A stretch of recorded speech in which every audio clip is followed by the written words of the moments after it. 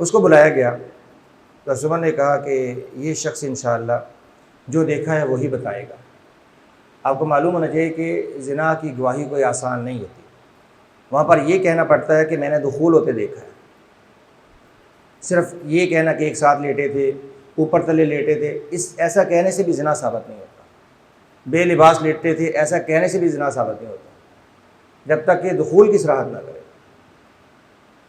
تو پہلے تینوں نے تو کہا کہ ہم نے زنا ہوتے دیکھا، لیکن زیاد کہنے لگا کہ میں نے دخول ہوتے نہیں دیکھا، میں نے بس بری سی مجلس دیکھی اور سانس پھولے دیکھیں بس۔ تو عمر نے کہا اللہ اکبر، اللہ نے مغیرہ کو بری کر دیا کہ چوتھا گواہ اس نے پوری گواہی نہیں دی۔ تو عمر نے پھر ابو بکر، نافع اور شبل کو 80 کوڑے مروائے تھے اور زیاد کو چھوڑ دیا کیونکہ اس نے گواہی نہیں دی، زیاد نے گواہی نہیں دی، اس کو الگ کر دیا۔ اب 80 کوڑے مروانے کے بعد عمر نے کہا توبوا تقبل شہادتکم، توبہ کرو تو تمہاری گواہی قبول کروں گا۔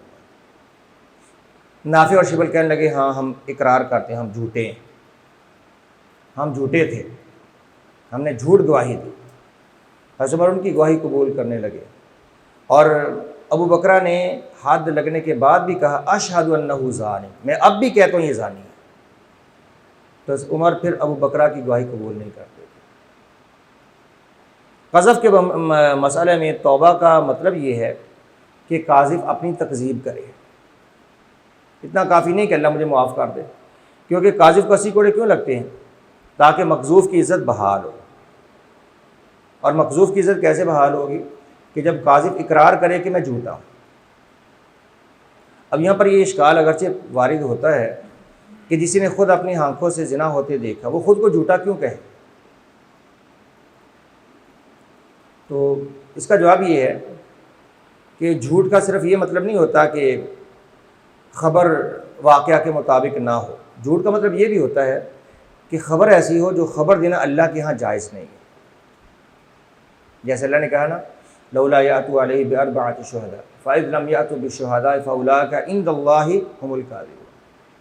یہ 4 گواہ کیوں نہیں لے کے آئے؟ جب 4 گواہ نہیں لے کے آتے کوئی زنا کے کیس میں، اگرچہ انہوں نے کچھ دیکھا بھی لیکن اللہ کے ہاں یہ کاذب ہے، یعنی انہیں چاہیے نہیں تھا بات کرنا، ان کا بات کرنا ہی کذب ہے۔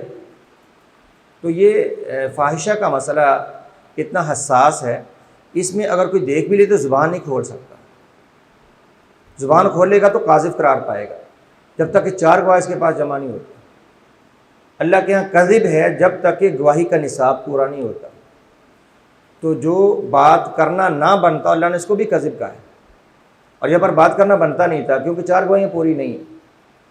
اب جس شخص نے یوں دیکھا بھی لیکن نصاب شہادہ پورا نہیں، اس کو کہنا پڑے گا کہ میں جھوٹا ہوں، کیونکہ اللہ نے اس کو جھوٹا کہا ہے۔ فَإِذْ لَمْ يَأْتُوا بِالشُّهَدَاءِ فَأُولَٰئِكَ عِندَ اللَّهِ هُمُ الْكَاذِبُونَ، یہ دلیل ہے اس کی۔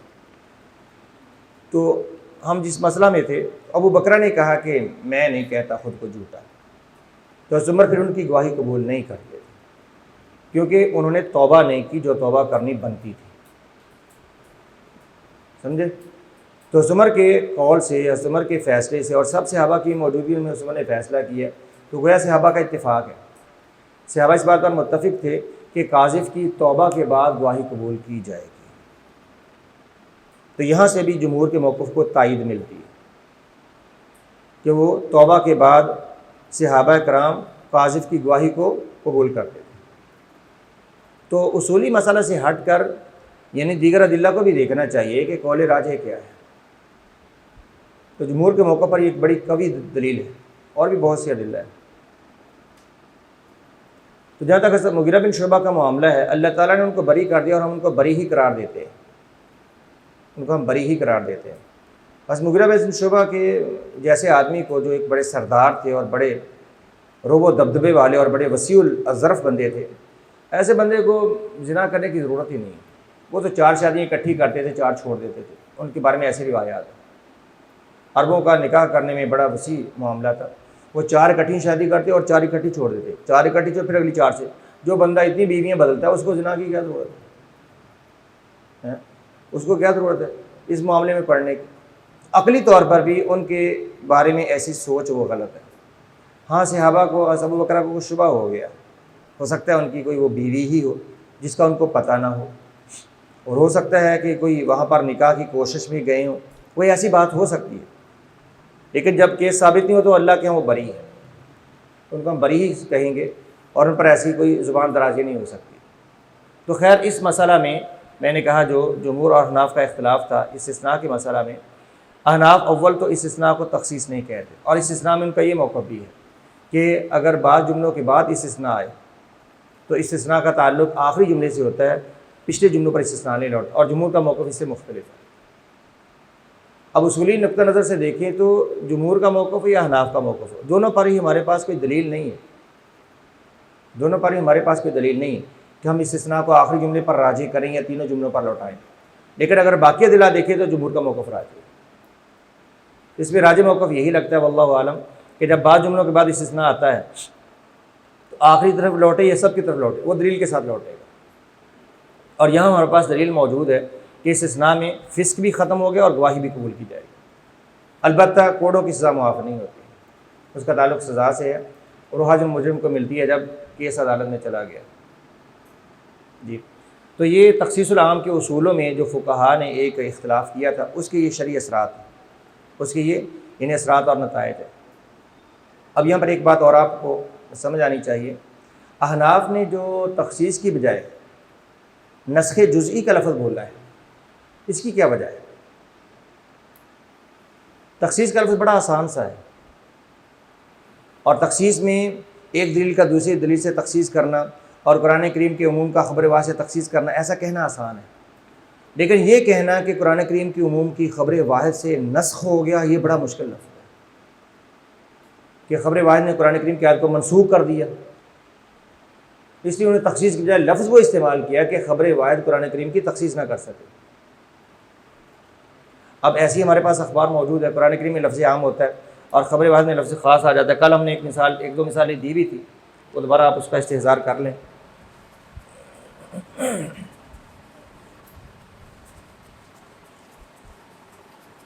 وہاں پر احناف اس کو نسخ کا نام دے کر خبر واحد کو قبول ہی نہیں کرتے، جیسے قرآن میں ہے وَمِمَّا أَخْرَجْنَا لَكُمْ مِنَ الْأَرْضِ أَنفِقُوا مِن طَيِّبَاتِ مَا كَسَبْتُمْ وَمِمَّا أَخْرَجْنَا لَكُمْ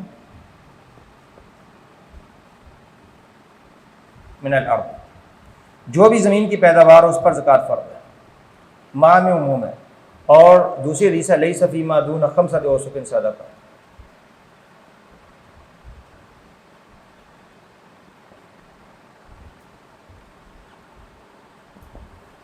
وہ کہیں گے یہ تو قرآن کریم کی عموم کا نسخ کر رہی ہے خبر واحد، قرآن کریم میں عموم ہے، یہ اس کا نسخ کر رہی ہے۔ ان کے خیال میں جو انہوں نے تخصیص میں اصول بنائے، یہ تخصیص تو ہو ہی نہیں سکتی، تخصیص کا جملہ یعنی عام کے جملے سے متصل ہونا چاہیے اور الگ ہو، لیکن عام کے جملے سے متصل ہو، اور یہ تو الگ جملہ ہے اور حدیث کا جملہ ہے، وہ کہتے ہیں یہ نسخ ہے، اور قرآن کریم کا نسخ خبر واحد کیسے کر سکتی ہے؟ لیکن جہاں پر نسخ کرنا بڑی آسانی سے کر بھی دیتے ہیں، جیسے وہ دوسری آیت ہے جس میں اللہ نے کہا ہاں انما حرم علیکم المیتۃ،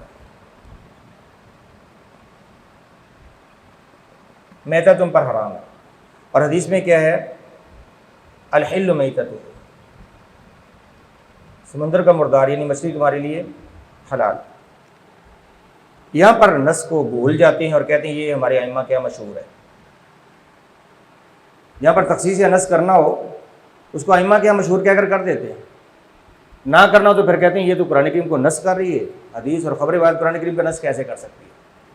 تو نسخ کا لفظ بولنے کے پیچھے یہی بھی ایک لاجک ہے کہ لفظ ایسا مشکل بولا کہ بعد میں فقہی مسائل پر اس کا بڑا اثر پڑا ہے، کہ بعد میں خبر واحد سے ہم تخصیص کرنے لگے، گئے ہوئے کیا یہ قرآن کریم کی آیت کو خبر واحد سے منسوخ کر رہے ہو، یہ نہیں ہو سکتا۔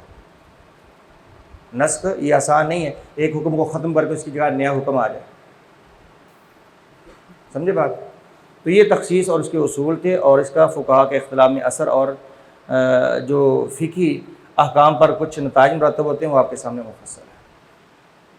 صلی اللہ وسلم علی نبینا محمد۔ اللہ رب العالمین والصلاة والسلام علی اشرف الانبیاء والمرسلین وعلی آلہ وصحبہ اجمعین۔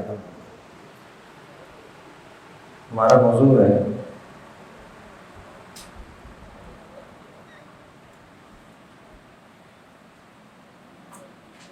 أثر الاختلاف في القواعد الأصولية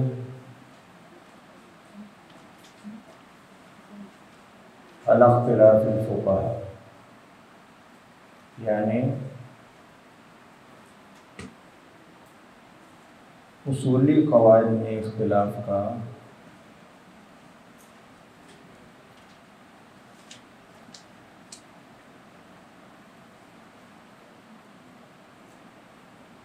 اختلاف کے فقہی اثرات آپ نہیں کر سکتے،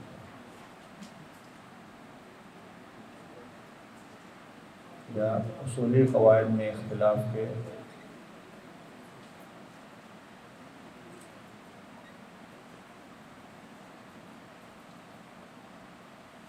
فقہا کے اختلافات پر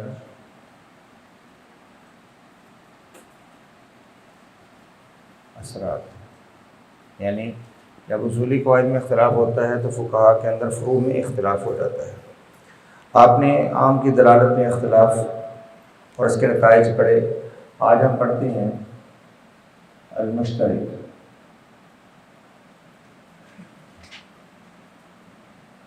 استعمالہ فی معانی، کہ لفظ مشترک ہوتا ہے اور مشترک لفظ کے کون سا معنی مراد ہے، اس معنی مراد کی وجہ سے فقہا کا اختلاف ہو جاتا ہے۔ کیا مشترک کا استعمال صرف ایک معنی ہے کہ تمام معانی میں، یہ اختلاف کی وجہ بن جاتا ہے۔ اس میں ہم پڑھیں گے پہلے تعریف المشترک،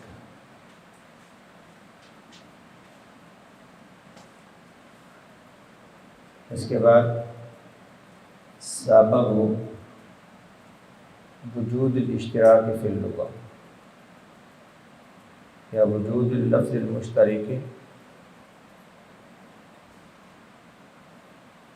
فی اللغة، اس کے بعد ہوگا عموم المشترک، یا یوں کہو استعمال اللفظ المشترک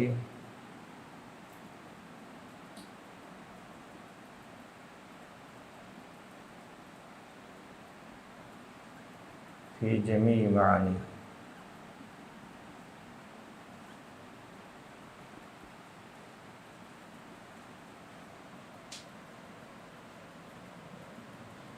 اختلاف بین الفقہاء۔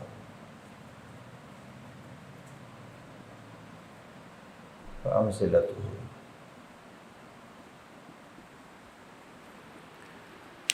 جی تو مشترک کی تعریف کیا ہے؟ مشترک کی تعریف ہے لفظ وضع فی معنیین او اکثر باوضاع متعددہ، وہ لفظ جس کو دو یا دو سے زائد معنی کے لیے الگ الگ وضع کیا گیا ہو۔ عام اور مشترک میں یہی فرق ہے، عام کی وضع تمام افراد کے لیے ایک ہی دفعہ ہوتی ہے، اور مشترک کی وضع ہر فرد کے لیے، ہر معنی کے لیے الگ الگ ہوتی ہے۔ اس کی تعریف یہ ہے، وہ لفظ جس کو دو یا دو سے زائد معنی کے لیے الگ الگ وضع کیا گیا ہو، وضع لمعنیین او اکثر باوضاع متعددہ، یہ مشترک کی تعریف ہے۔ تو عام اپنے تمام افراد پر دلالت کرتا ہے علی سبیل الحصر یا علی سبیل الاستغراق، العام یدل علی افرادہ علی سبیل الحصر والاستغراق، جبکہ لفظ مشترک یدل علی افرادہ علی طریق البدل، کہ وہ تمام افراد پر ایک ساتھ دلالت نہیں کرتا، کبھی اس پر تو کبھی اس پر، جس لفظ پر دلالت کی دلیل ہو اسی پر دلالت کرے گا، سیاق کلام میں جو معنی مراد ہو اسی پر دلالت کرے گا، اور تمام پر اس کی ایک ساتھ دلالت عام طور پہ نہیں ہوتی۔ سمجھے؟ یہ ہے مشترک کی تعریف۔ دوسری بات پہ آئیں جی، سبب وجود اللفظ المشترک فی اللغة۔ اب لغت میں مشترک لفظ کے اسباب کیا ہیں، کیوں مشترک الفاظ لغت میں ہمیں ملتے ہیں؟ چاہیے تو یہ تھا کہ ہر لفظ ایک معنی کے لیے وضع کیا جاتا، تاکہ اس بکھیڑے میں نہ پڑتے کہ ایک لفظ کے کئی معنی ہیں تو ان میں سے ہم اپنا کون سا معنی مراد لیں۔ تو عربی زبان میں ایک لفظ کو ایک سے زائد معنی کے لیے کیوں وضع کیا گیا؟ اس کی وجہ ایک سے زائد معنی کے لیے کیوں ہے؟ اس کے کچھ اسباب ہیں۔ پہلا سبب یہ ہے کہ عربوں کے مختلف قبائل تھے اور تمام قبائل کے الفاظ میں تھوڑا فرق ہے۔ کچھ الفاظ میں تمام قبائل کا کچھ فرق ہوتا ہے۔ جب ہم اپنے ہدف پہ پہنچیں گے نا پھر آپ کو لکھ کر سمجھائیں گے، ابھی بنیادی 2-3 باتیں سمجھیں۔ لغت عربی میں مشترک کے وجود کی وجہ کیا ہے کہ عربوں کے کئی قبائل ہوتے ہیں، ایک قبیلہ ایک معنی کے لیے ایک لفظ کو وضع کرتا ہے اور دوسرا قبیلہ اسی لفظ کو دوسرے معنی کے لیے وضع کرتا ہے، تیسرا قبیلہ اسی لفظ کو تیسرے معنی میں استعمال کرتا ہے۔ اب لفظ کی وضع متعدد ہوگی، لفظ کی معنی کے لیے وضع متعدد ہوگی کیونکہ واضعین متعدد ہیں۔ واضعین کے وضع کرنے والوں کے تعدد کے اعتبار سے معنی متعدد ہو گیا، تو لفظ کی وضع کئی بار ہوئی مختلف معنی کے لیے واضعین کے تعدد کے اعتبار سے۔ ایک وجہ یہ ہے، جیسے لفظ عین ہے، اس کو آنکھ کے لیے بھی استعمال کیا جاتا ہے، اس کو جاسوس کے لیے بھی استعمال کرتے ہیں، چشمے کے لیے استعمال کرتے ہیں، ساز و سامان کے لیے استعمال کرتے ہیں، جوہر کے لیے استعمال کرتے ہیں، کہ اس کے معنی ہیں۔ لفظ مولا ہے، مولا کو آقا کے لیے بھی استعمال کرتے ہیں، غلام کے لیے بھی استعمال کرتے ہیں، نگہبان کے لیے استعمال کرتے ہیں، کارساز کے لیے، دوست کے لیے، بھائی کے لیے، سب کے لیے اس کا استعمال ہوتا ہے۔ ہر قبیلے نے اپنے اپنے معنی میں لفظ کا استعمال کیا تو وضع متعدد ہوگی۔ اور دوسری وجہ یہ بھی ہوتی ہے بس اوقات کہ لفظ کا حقیقت میں ایک ہی معنی ہوتا ہے، لیکن اس ایک معنی میں کئی احتمال ہوتے ہیں۔ اس ایک معنی میں مختلف احتمالات کی وجہ سے لفظ کے کئی معنی مراد لے لیے جاتے ہیں۔ جیسے لفظ قروء ہے، قروء کرب ان کی جمع ہے، اور قروء کے عام طور پہ کہا جاتا ہے کہ 2 معنی میں مشترک ہے، ایک طہر اور دوسرا حیض، حالانکہ یہ بنیادی طور پر 2 معنی میں مشترک نہیں۔ لفظ کرب ان کا ایک ہی معنی ہے، اور وہ ہوتا ہے الزمن الدوری، وہ وقت جو بار بار آتا ہے، گھوم کر آنے والا وقت۔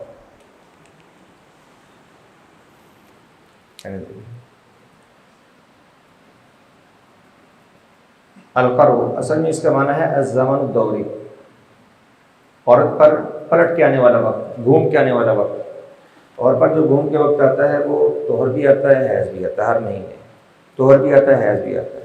تو زمن الدوری میں پھر دونوں معنی آتے ہیں، طہر اور حیض۔ تو پھر اس کو یوں سمجھا گیا کہ یہ 2 معنی میں مشترک ہے، طہر میں اور حیض، 2 معنی میں مشترک سمجھا گیا، حالانکہ حقیقت میں اس کا ایک ہی معنی ہے۔ تو اس قسم کی صورتحال کو نا لفظی اشتراک نہیں کہتے، اسے اشتراک معنی کہتے ہیں۔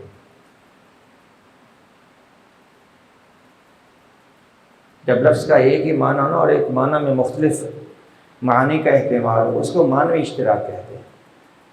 یہ حقیقت میں معنوی اشتراک تھا، اس کو لفظی اشتراک سمجھ لیا گیا۔ لفظی اشتراک سمجھ کے یہی معروف ہو گیا کہ کرم کے 2 معنی ہیں، طہر اور حیض، اور وہ کہاں سے نکلے تھے؟ اس ایک معنی سے۔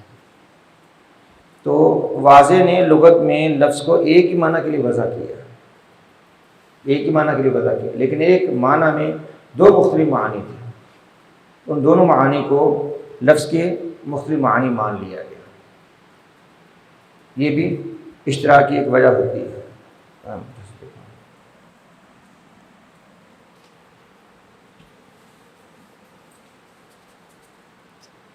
اسی طرح لفظ مشترک کی ایک وجہ یہ بھی ہوتی ہے کہ لفظ کی وضع ایک ہی معنی میں ہوتی ہے، حقیقی اس کا ایک ہی معنی ہوتا ہے، لیکن اس کے ساتھ ایک مجازی معنی مشہور ہو جاتا ہے، اور مجازی معنی کو اتنی شہرت ملتی ہے کہ اس کو حقیقی مان لیا جاتا ہے۔ جیسے اس کی مثال لفظ الغائب ہے۔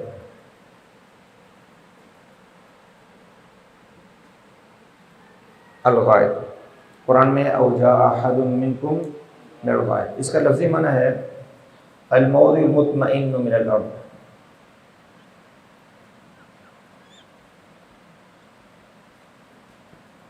یوں کہو ہموار زمین۔ ہموار زمین کو غائب کہتے ہیں، لیکن اس کا مجازی استعمال کیا ہے؟ البول والبراز، بول و براز میں اس کا استعمال، یہ مجازی استعمال، یہ حقیقی معنی ہے اور یہ مجازی ہے۔ لیکن مجازی معنی اتنا مشہور ہوا کہ اب غائب سے بول و براز ہی مراد ہوتا ہے، تو یوں سمجھا گیا جیسے دونوں معنی میں مشترک ہے۔ حقیقت میں دونوں معنی میں مشترک نہیں ہے، حقیقی معنی ایک ہی ہے، لیکن مجازی معنی کو شہرت مل گئی۔ اس طرح جیسے لفظ دابہ ہے،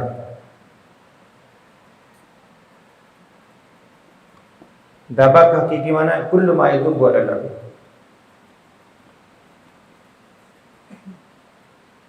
ہر زمین پر رینگنے والے حیوان کو دابہ کہتے ہیں، ہر زمین پر چلنے کے، ہر ذی روح کو دابہ کہتے ہیں۔ حقیقی معنی یہ، لیکن مجازی معنی جس میں مشہور ہے وہ کیا ہے؟ ذوات الاربع۔ انسان پر عام طور پہ دابہ کا اطلاق نہیں ہوتا، چار ٹانگوں والے حیوان پر دابہ کا اطلاق کرتے ہیں عربی استعمال میں، جبکہ قرآن کریم میں اس کا استعمال اسی معنی میں ہوتا ہے، وَمَا مِن دَابَّةٍ فِي الْأَرْضِ إِلَّا عَلَى اللَّهِ رِزْقُهَا۔ تمام حیوانات کے لیے اس کا قرآن میں اطلاق ہوا ہے، لیکن استعمال کا ذوات الاربع میں ہے، عربی زبان میں۔ تو حقیقی معنی یہ ہے، لیکن یہ مجازی معنی ہے، اور مجازی معنی میں مشہور ہو گیا اور اس کو بھی حقیقی سمجھ کے لفظ کو مشترک مان لیا گیا۔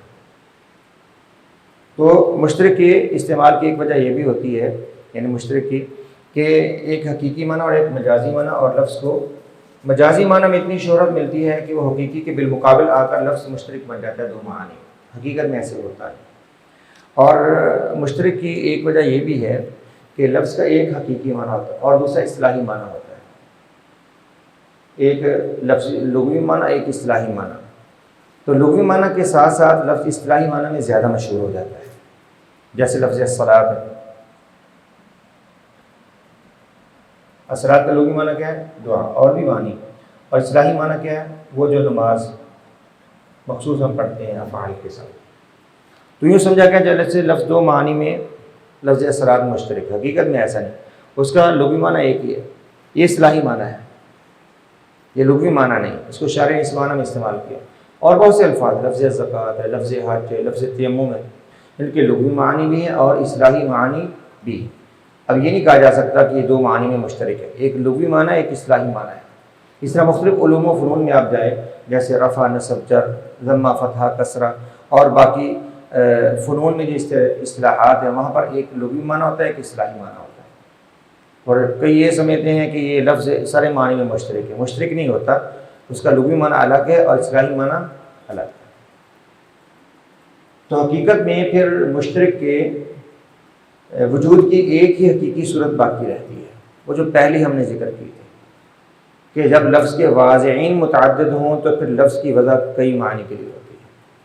عرب قبائل ایک لفظ کو کئی معنی میں استعمال کرتے ہیں، ایک قبیلہ ایک معنی کے لیے وضع کرتے ہیں، دوسرا قبیلہ دوسرے معنی کے لیے، اس اعتبار سے لفظ مشترک ہوتا ہے۔ باقی ساری وجوہات وہ عارضی ہیں یا طاری ہیں، حقیقی نہیں ہیں۔ اب آئیں اپنے اصلی موضوع پر، وہ ہے مشترک کا اپنے معنی میں استعمال کیسا ہے۔ اب مشترک میں جو اصولی قاعدہ ہے، اختلاف کی وجہ سے فقہا کی فروع میں اختلاف ہے، اور اختلاف کس میں ہے؟ یجوز استعمال لفظ المشترک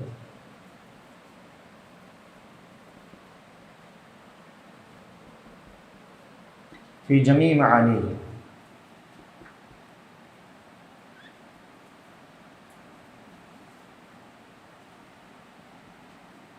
عملہ، کیا لفظ مشترک کا تمام معانی میں ایک ساتھ استعمال جائز ہے کہ نہیں؟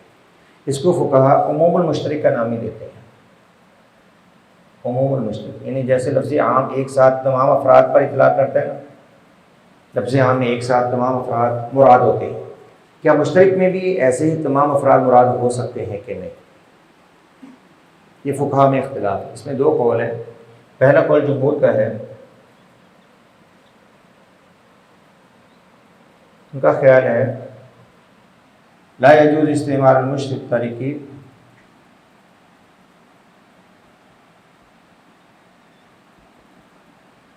الا فی معنی واحد،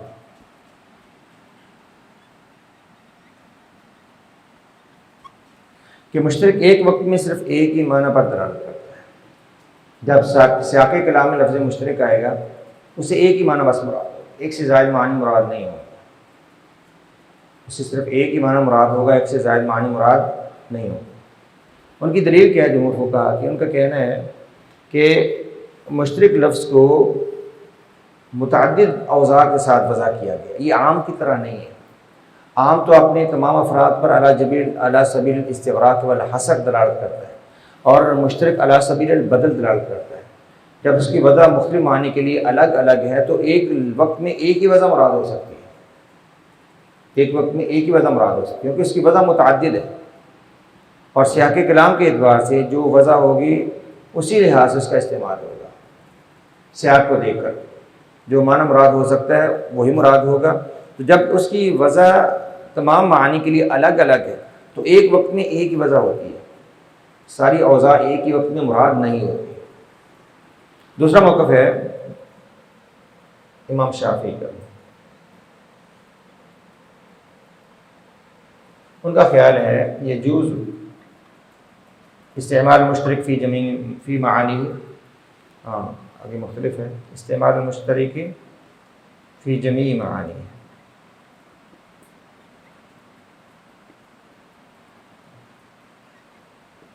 فی وقت واحد،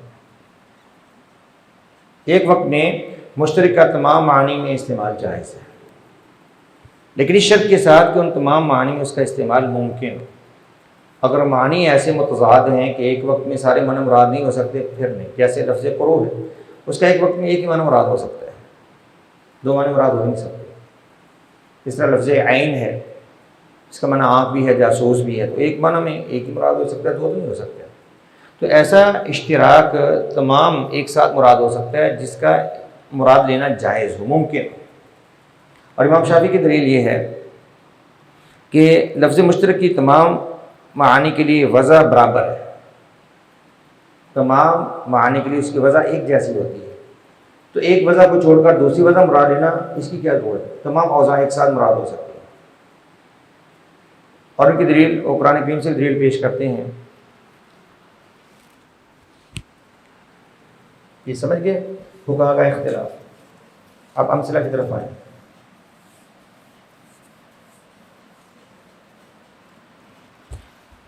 اللہ نے فرمایا الم تر ان اللہ یسجد لہ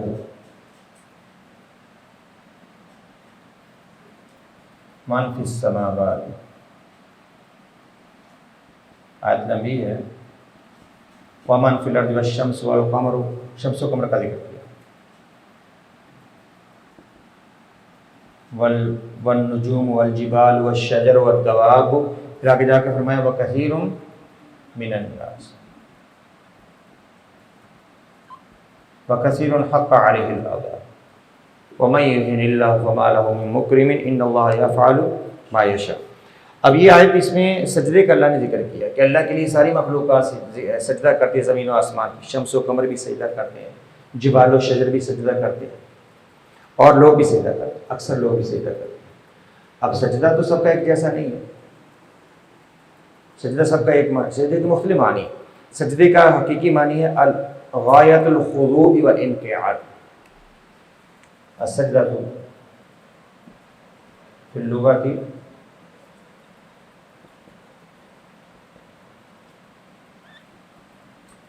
غایت الخضوع والانقیاد، انتہا درجے کی عاجزی اور اطاعت کو سجدہ کہتے ہیں، یا غایت الذل، انتہا درجے کی پستی کو۔ تو انتہا درجے کی عاجزی اور اطاعت اس کو بھی سجدہ کرتے ہیں، اور سجدے کا یہ معنی بھی ہے وضع الجبہۃ علی الارض،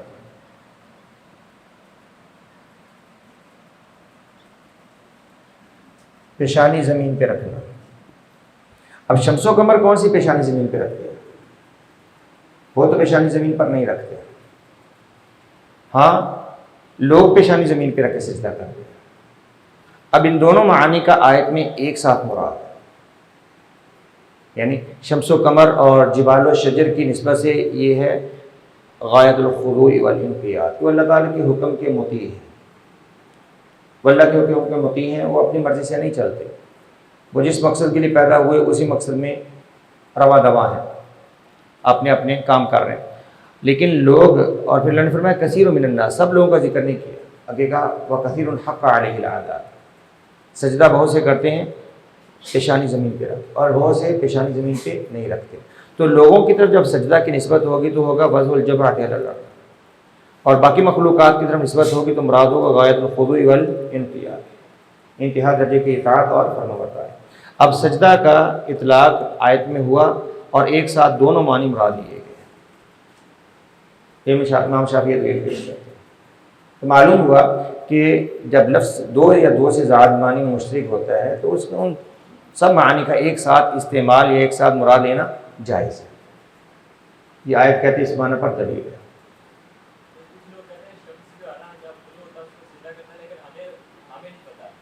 ہاں بس ایک یہ بھی ہے، جب سجدے کا ایک مفہوم لغوی طور پر یہ ہے تو یہ مفہوم بھی مراد ہو سکتا ہے، سمجھے؟ جب ایک اس کا معنی یہ ہے تو یہ مفہوم بھی مراد ہو سکتا ہے، اور ائمہ نے یہ مفہوم مراد لیا ہے۔ شمس و قمر، چلو وہ ابو ذر کی حدیث بھی ہے، رسول اللہ نے سے پوچھا کہ ابو ذر جانتے ہو سورج غروب ہو کر کہاں جاتا ہے؟ فرمایا اللہ و رسول عالم، تو فرمایا کہ یہ جاتا ہے اور عرش تلے جا کر سجدہ ریز ہو جاتا ہے، اور پھر دوبارہ اللہ سے طلوع ہونے کی اجازت مانگتا ہے۔ تو اسے کہا جاتا ہے کہ جہاں سے تو پہلے طلوع ہوتا ہے وہیں سے دوبارہ طلوع ہو جائے، حتیٰ کہ جب قرب قیامت آئے گی تو اللہ کہے گا مشرق کی بجائے مغرب سے طلوع ہو جائے، پھر سورج مغرب سے طلوع ہوگا۔ یہ قیامت کی بڑی بڑی علامات میں سے، قیامت کے بالکل قریب جا رہے ہیں۔ تو یہاں پر آپ نے فرمایا کہ سورج سجدہ کرتا ہے۔ اب سجدہ کیسے کرتا ہے ہم اس کی کیفیت نہیں جانتے، انسانوں کی طرح سجدہ کرتا ہے کیسے کرتا ہے ہم اس کی کیفیت نہیں جانتے۔ وہ آپ نے جو سجدے کا ذکر کیا اس میں واقعی سجدہ ہی مراد ہے۔ وہاں پر کچھ تعبیر کرنے والے یہ کہہ دیتے ہیں کہ وہاں پر سجدہ سے مراد ہے کہ سورج اللہ کے حکم کا پابند ہے، اللہ کے حکم کا پابند ہے، یہ مراد ہے۔ حالانکہ وہاں پر یہ مراد لینا مشکل ہے، وہاں پر آپ نے بطور خاص کہا کہ سورج جاتا ہے اور سجدہ کرتا ہے، باقی جو سجدے کی یہ مفہوم ہے یہ تو سورج کے لیے ہر وقت ثابت ہے، یہ مفہوم تو ہر وقت ثابت ہے، تو ہر وقت ثبوت کے لیے یہ مفہوم مراد لے سکتے ہیں۔ لیکن ایک خاص موقع پہ آپ نے جب سجدے کا کہا تو سجدے کی اور کیفیت ہوگی، سمجھے؟ تو سجدے کی ہم تعبیر نہیں کرتے، لیکن جب لغوی طور پر یہ مفہوم مراد ہے تو مراد لیا جا سکتا ہے، مراد لیا جا سکتا ہے کہ شمس و قمر، سورج، چاند، تارے اللہ کے حکم کے پابند ہیں، یعنی یہ تسبیح بھی کرتے جیسے اللہ نے کہا وَإِن مِّن شَيْءٍ إِلَّا يُسَبِّحُ بِحَمْدِهِ وَلَٰكِن لَّا تَفْقَهُونَ تَسْبِيحَهُ، لیکن ان کی اپنی زبان، ان کا اپنا انداز ہے، وہ ہم نہیں جانتے۔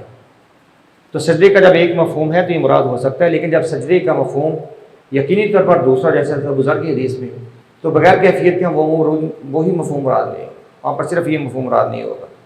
تو خیر سجدے کا لغوی طور پر جب یہ معنی ہے تو امام شافعی نے کہا یہ معنی شمس و قمر، جبال و شجر کے لیے ثابت ہے، اور لوگوں کے لیے وضع الجبہۃ علی الارض یہ معنی ثابت ہے۔ تو معلوم ہوا کہ لفظ مشترک سے ایک وقت میں سارے معنی مراد ہو سکتے ہیں، یہ ان کی دلیل، سمجھ گئے؟ اسی طرح اسی اختلاف کا آگے مسائل میں کچھ اختلاف موجود ہے کہ لفظ مشترک وہ ایک معنی کے لیے استعمال ہوتا ہے یا تمام معانی کے لیے۔ جیسے اللہ رب العزت نے فرمایا وَمَنْ قُتِلَ مَظْلُومًا فَقَدْ جَعَلْنَا لِوَلِيِّهِ سُلْطَانًا۔ اب آپ کہیں گے وہ تو مثال امام شافعی کے حق میں، اب ہے اثر الاختلاف،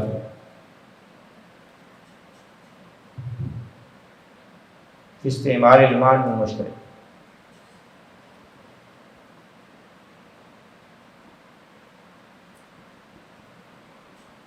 الاختلاف الفقہاء، اب یہ ہمارے موضوع پر مثال ہے کہ مشترک کے مفہوم میں مفہوم کے استعمال کی وجہ سے اس کا فقہاء کے اختلاف پر کیا اثر پڑتا ہے۔ اللہ نے کہا وَمَنْ قُتِلَ مَظْلُومًا،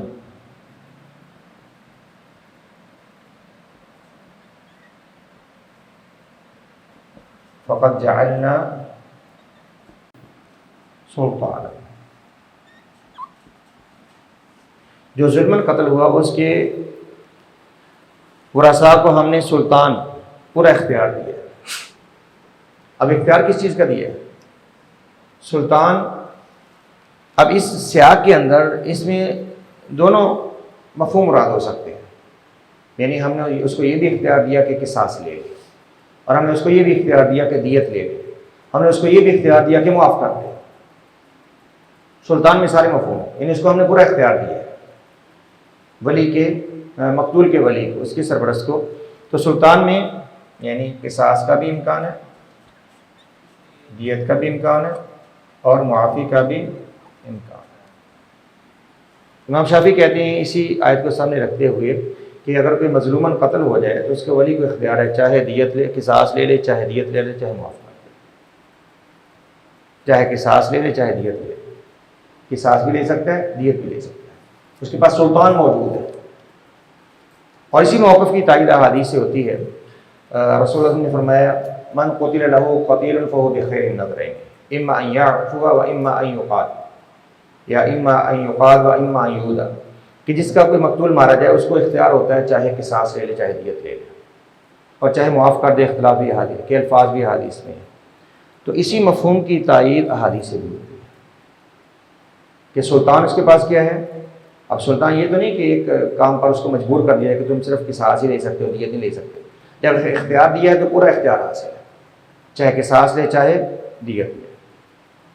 تو سلطان کا لفظ ان تمام معانی پر، ان تمام مفاہیم پر مشترک ہے، اس لیے امام شافعی نے اس سے مفہوم لیا، اس کو احادیث سے تائید لی کہ ولی المقتول کو حق حاصل ہے، چاہے تو وہ قصاص لے چاہے دیت لے چاہے کچھ بھی نہ لے، معاف کر دے۔ اور دوسرا موقف یہاں پر امام شافعی کا ہے، قول شافعی آپ پڑھ چکے ہیں، کیا ہے؟ اختیار لولی المقتول،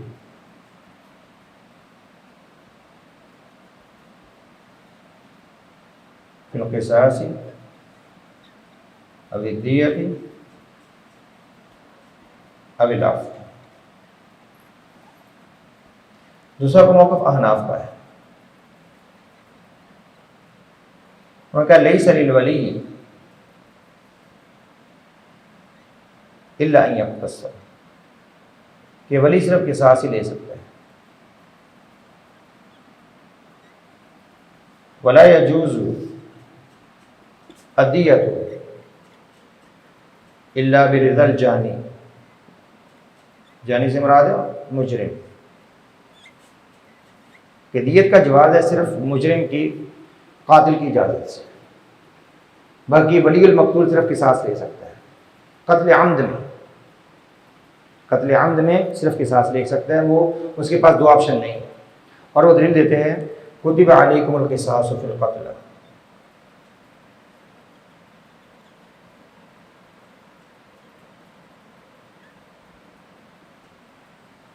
یا ایھا الذین آمنوا کتب علیکم القصاص فی القتل، تم پر قصاص فرض ہے، مقتول کا قصاص تم پر فرض ہے۔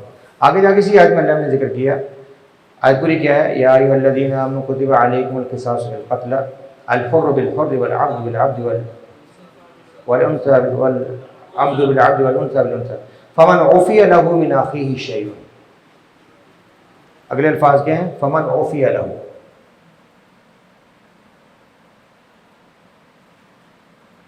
من اخیہ شیء،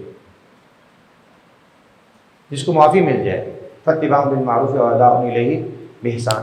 تو اس آیت کی روشنی میں احناف کا کہنا ہے کہ اصلاً قصاص ہی فرض ہے، اور معافی اور دیت کی طرف جائیں گے، یعنی دیت کی طرف جائیں گے جب قاتل راضی ہوگا۔ قاتل کہتا ہے میں نہیں دیت دینا چاہتا، مجھے قتل ہی کر، تو اس کو قتل ہی کرنا پڑے گا، دیت کیا اس سے تقاضا نہیں کر سکتے۔ یہ احناف کا موقف ہے، سمجھے بھئی؟ یہاں پر احناف کے موقع میں دلیل کیا ہے؟ کتب علیکم القصاص فی القتل، کہتے ہیں مقتول کا قصاص فرض ہے، اللہ نے یہ کہا، اور اگر دیت کے منتقل ہونا ہے تو پھر باہمی مصالحت کے ساتھ، اور مصالحت میں جب قاتل راضی ہوگا تبھی مصالحت ہوگی۔ اب بنیادی طور پر ولی کے پاس سلطان کیا ہے؟ سلطان ہے صرف قصاص کی، دیت اور معافی کا سلطان اس کے پاس نہیں۔ معافی کا ہے چلو، لیکن قصاص کے ساتھ دیت کی اس کے پاس سلطان ہے، بس قصاص ہی لے سکتے ہیں، اور دیت کی طرف منتقل ہوگا تو قاتل کی اجازت سے، سمجھے؟ اور کتب علیکم القصاص کو ان الفاظ کو دلیل بناتے ہیں۔ حالانکہ راجح موقف امام شافعی کا یہاں پر اس وجہ سے نہیں کہ سلطان کے لفظ میں اشتراک ہے، اس وجہ سے کہ احادیث اس موقع پر دلیل ہے، احادیث اس موقع پر دلیل ہے، اور رسول اللہ صلی اللہ علیہ وسلم ایک ساتھ ان کی اجازت دیا کرتے تھے۔ احادیث کئی ایک ہیں جس میں فرمایا کہ جو مقتول مارا جائے اس کے ورثاء کو حق حاصل ہے، چاہے تو قصاص لے چاہے دیت لے، تو آپ نے دونوں آپشن دیے، اور قرآن کریم کے الفاظ میں بھی اس کا اشارہ موجود ہے۔ اور جب معافی کا اختیار ہے ولی المقتول کے پاس تو پھر قصاص کے ساتھ ساتھ دیت لینے کا بھی اختیار ہے۔ معافی میں احناف بھی اجازت دیتے ہیں کہ چاہے قصاص لے چاہے معاف کر دے، لیکن دیت کا آپشن تب لیتے ہیں جب یہ راضی ہو، جب قاتل راضی ہو۔ تو جب معافی اور قصاص میں سلطان دیتے ہیں تو پھر دیت میں سلطان کیوں نہیں، جبکہ احادیث میں بھی اس کا ذکر ہے، سمجھ گئے؟ تو یہ ایک دلیل، یہ ایک مثال ہے آپ کے سامنے۔ باقی اس کی عربی لغت سے کئی ایک مثالیں ہیں۔ لفظ مولا کا ہم نے ذکر کیا تھا، اور لفظ مولا وہ اس کا مشہور استعمال دو معنی میں ہے، المعتق والمعتق۔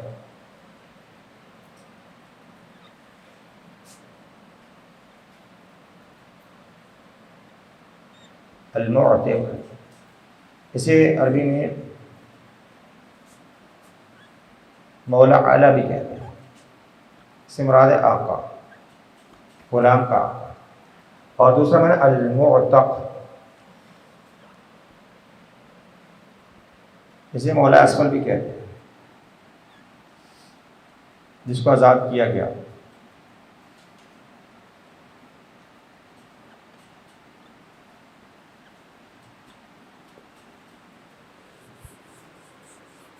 سمجھے؟ مولا کا استعمال دونوں معانی میں ہوتا ہے۔ اب اگر کوئی وصیت کرے یا وقف کرے کچھ مال، من وقف ارضہ علی موالی،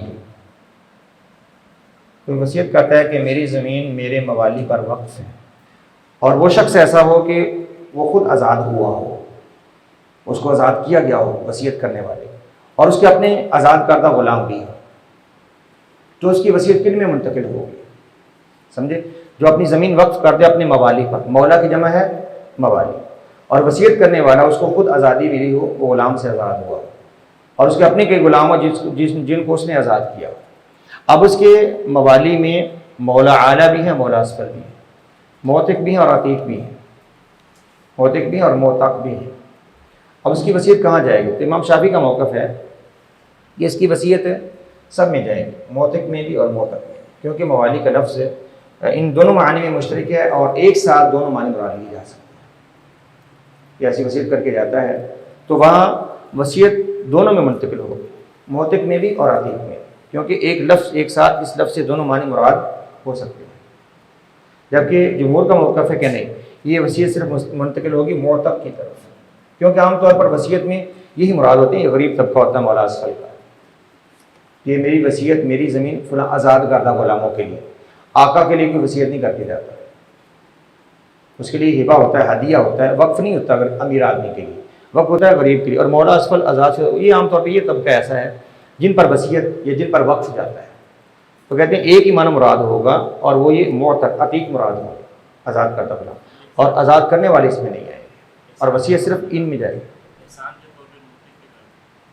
نہیں، احسان اصل میں عرف یہ ہے کہ وصیت، وقف، صدقہ، خیرات یہ مستحقین کے لیے ہوتا ہے، عرف یہ ہے، عرف عام طور پر، تو اس لیے کہتے ہیں اس کو عرف پر ہی آپ محمول کریں، کیونکہ لفظ مشترک سے ایک وقت میں ان کے ہاں ایک ہی معنی مراد ہو سکتا ہے۔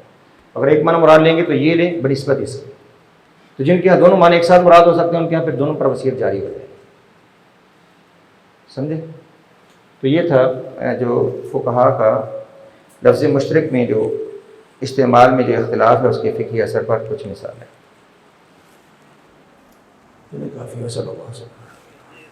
زندگی شعور سے، الحکمہ انٹرنیشنل۔